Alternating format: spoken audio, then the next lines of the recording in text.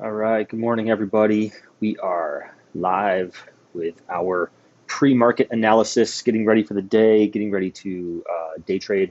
I'm not sure how many trades I'll actually take today. I didn't sleep well last night, and I'm just not feeling like my 100%. I think that's super important to be able to acknowledge as a trader, just to know, not every day you're not always gonna be in the best state of mind. So I'll see how I feel once we get closer to the market. I mean, I'm definitely gonna trade.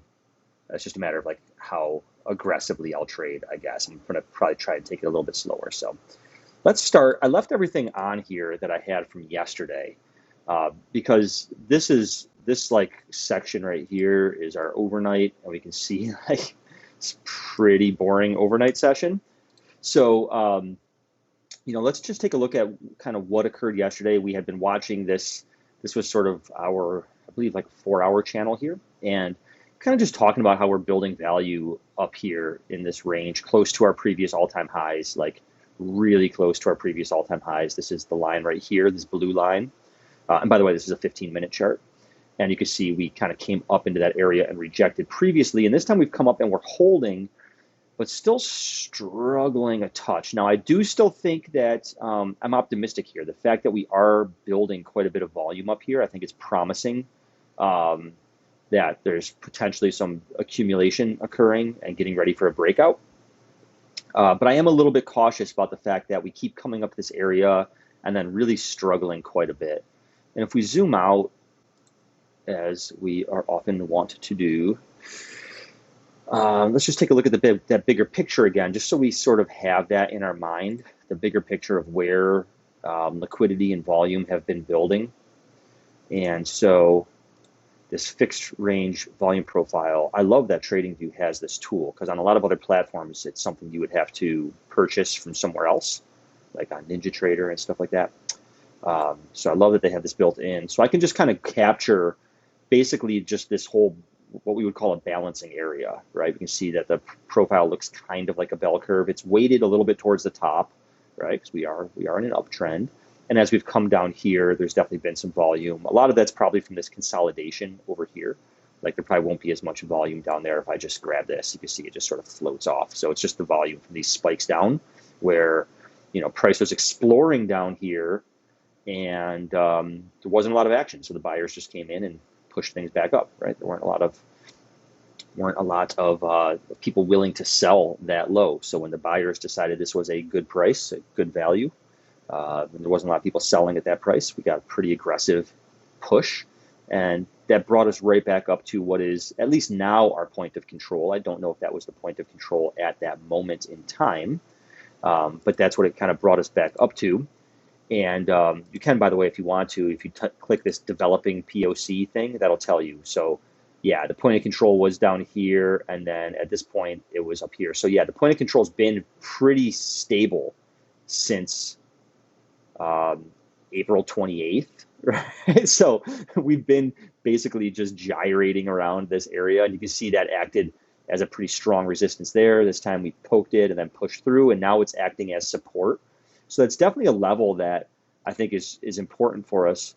Probably something we should mark off here and just make sure that we're aware of it, because we can see that that's been a very stable level since mid-April, right? It was support here, came down, resistance, we came down low off it, tried to probe up, hard rejection from the sellers, and then again, resistance, up above it, support. So we're kind of watching that level. You see these spike downs, like poked it a little bit, and came into some other demand areas down here. So that's kind of what we've been doing. And then the fact that we are starting to build more value up in this range, okay? So this is what I'm watching right here, is that value seems to be shifting. And the other thing we can do here with this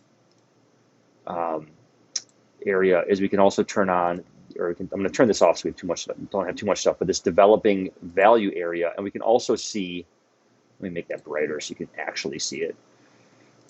We can also see sort of how the value area has evolved over time, and we can see that, like, for the most part, value is relatively unchanged. It's pushed up a little bit on the upper end, but not really so much on the lower end, right? The lower end of our value is still kind of the same, So when we look at the price action in that context, like as bullish as the past few days look, value hasn't really, like, the overall broader picture of the market is relatively unchanged here.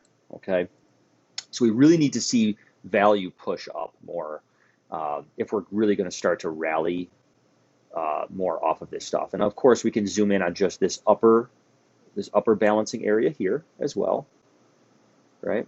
So again, still just on, this is the 8-hour chart. We can scroll down to a lower time frame. We can see we're above value now if we just look at this range that we're in. So we're building up here and forming a new, let me go to a smaller time frame, maybe easier to see. So see how this is our main, like our main node right here, right? This is like where basically, you know, the bulk of our trading has taken place, and that's of course represented by the brackets of the value area. But notice how there's now quite a substantial amount of value building up here.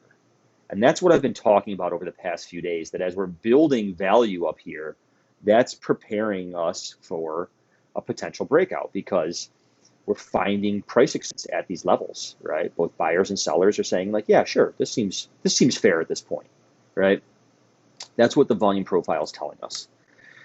And so it's kind of, as long as that stays the case, I think looking pretty good. And what we'd like to see is the value areas start to push up more, right? So that this becomes, this area overtakes this area at some point, or at least that this profile kind of starts to elongate and even out a little bit.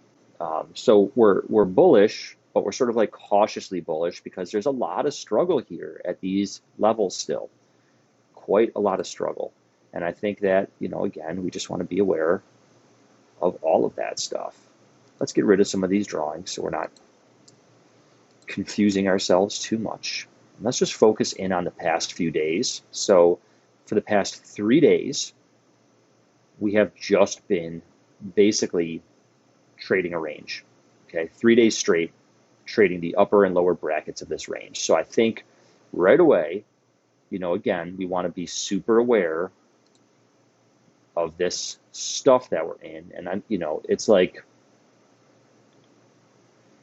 almost want to make a new channel. I think it's going to kind of overlap with this one. Just kind of have a double channel here. So we had these little probes down, these spikes down, and then reversed up. But for the most part, we've just been inside this range. And as long as we're inside that, I think, you know, thinking about some form of reversion to the mean is probably going to be your highest probability. And what I mean by that is, you know, this is your average, this is your average price, right? This is where most traders throughout this range agreed on. And you can see most of that was, a lot of it was just from the past 2 days. So what I'd be looking for really is, as long as we're inside of this channel, anything that probes down below this point of control, I would look to fade those moves and take it back long again, because this is kind of what we're showing here. Forgot to plug my computer in. Look at that. See, I told you I wasn't totally on my game today. There we go. And yeah, so that's, you know, that's 3 days worth of that.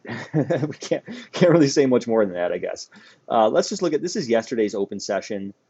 You know, we could see basically all the trading is pretty, you can pretty much see this with your eyeballs, but you know, again, pretty much a balanced type day. Nothing too major there.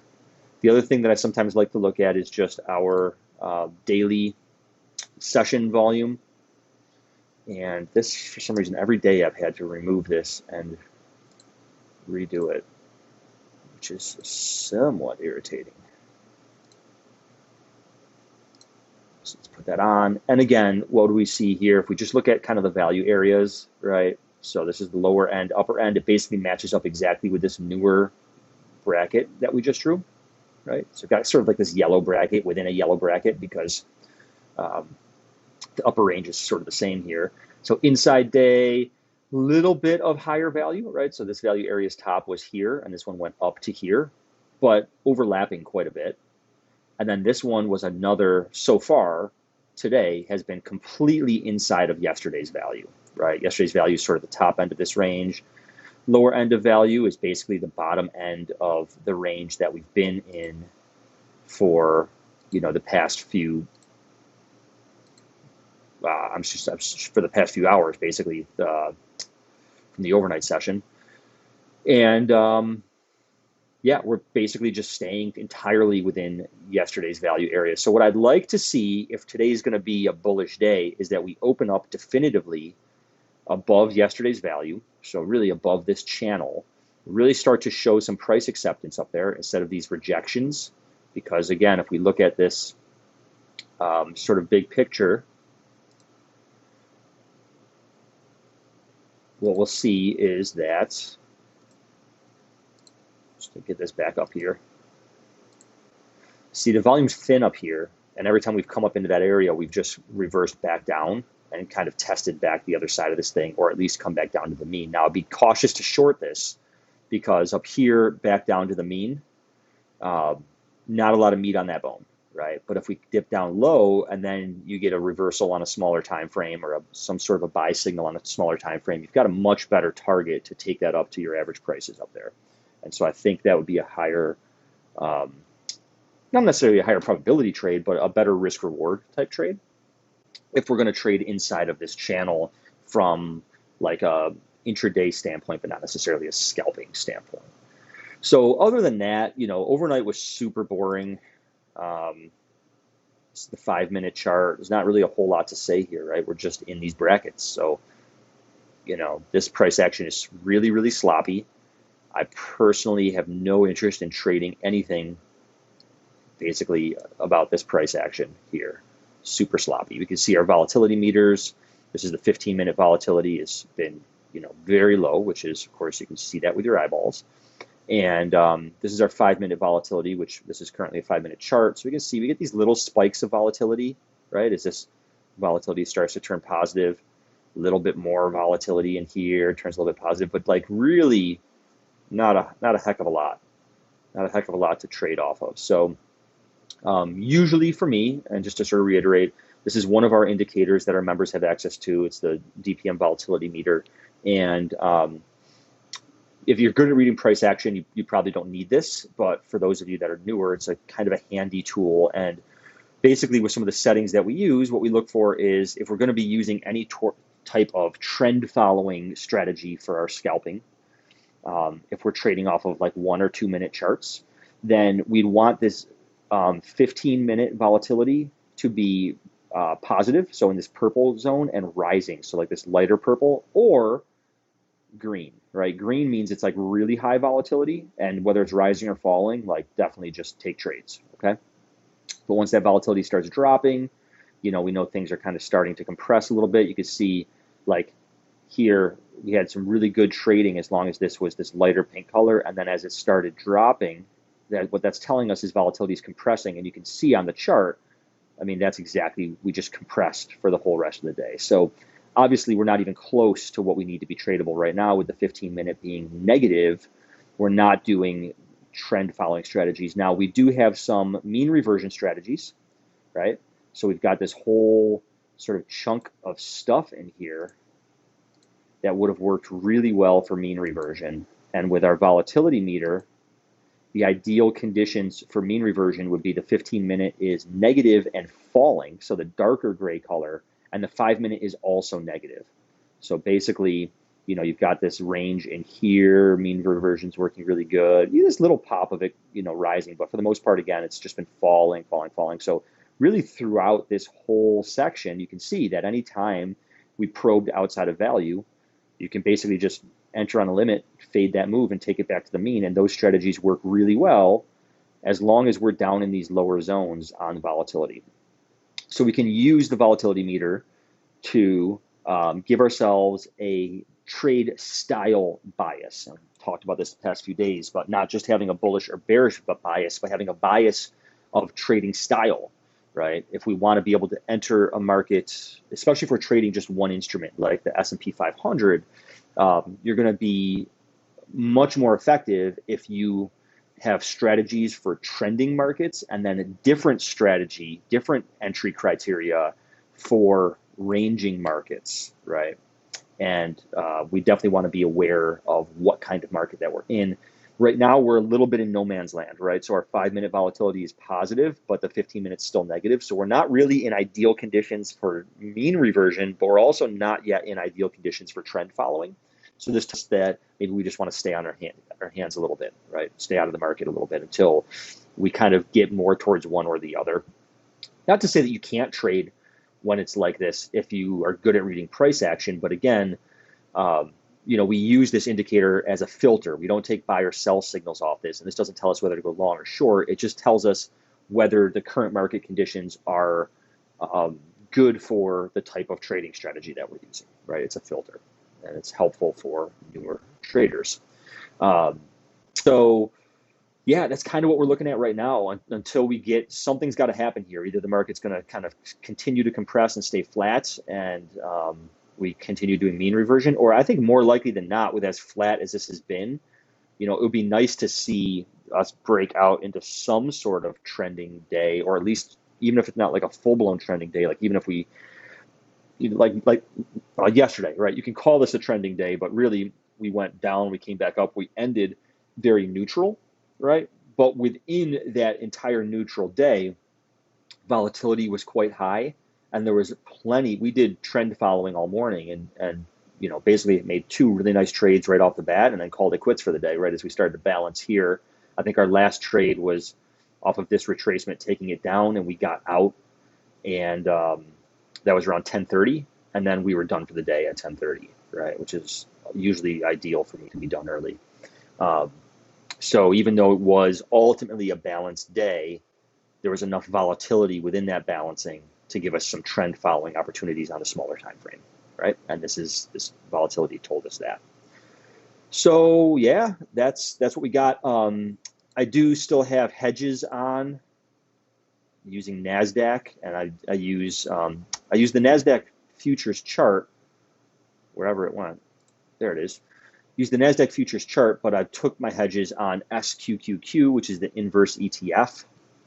I debated. I was close to taking them off yesterday, but what I decided to do instead was actually just add a final quarter position. I've been scaling into it, and I kind of have like a hard stop up here. I may exit before that stop just based on market conditions or price action, but this is sort of like what I would call like a catastrophic stop. If I'm away from the computer and we get some kind of crazy rally, like just get me out of those hedges. But again, as long as we're, big picture struggling like this, I just want to be prepared for if we get a little market drop or come down to test these other areas or test, there's a little bit of a trend line here on NASDAQ. I don't use trend lines a lot, but there's a pretty clear trend line here on NASDAQ. So if we come down and test that trend line again, I just sort of want to be, aware of those possibilities. So my portfolio right now is net long, like 90% long. And then I have this one full position now of a hedge. So I'm about 10% short on the market right now, just in case, to offset some of those losses if we do rally back. And if we don't, rock on, I'll close that hedge, get long, prepare for the next big push up. So that's the day. And like I said, if you want to trade with us, go to dpmtrades.com. We've got the free trading room. I think it's a great place for people that are either just interested in joining our community or people that are newer to trading and trying to get their feet wet. I like offering the room free because really we just want to build a nice community here. I say this all the time. We do not run the room for profits or for income. We trade for income for sure, but we don't run the room for income. And while we do have a paid area that gives you access to our indicators, and if you want some of the swing or long-term trade alerts, you can certainly do it. We only charge $25 a month, which is probably one of the cheapest trading rooms out there right now. I'm not a trading guru, right? I've been trading for about 3 years. I'm successful, but I'm not going to claim that I'm the greatest trader in the world. We just want a nice community, and if we can help newer traders grow, then that's a great thing, right? So dpmtrades.com, you can join. You just go to the community tab. You can join our free chat room and see if you like it.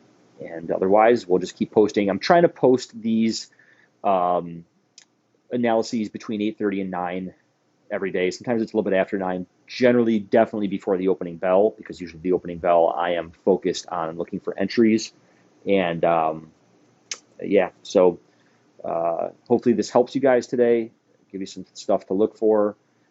Again, not too many key levels today other than just these ranges that we've been in, which are pretty easy to spot with the naked eye. So yeah, good luck today, and we'll catch up with you soon.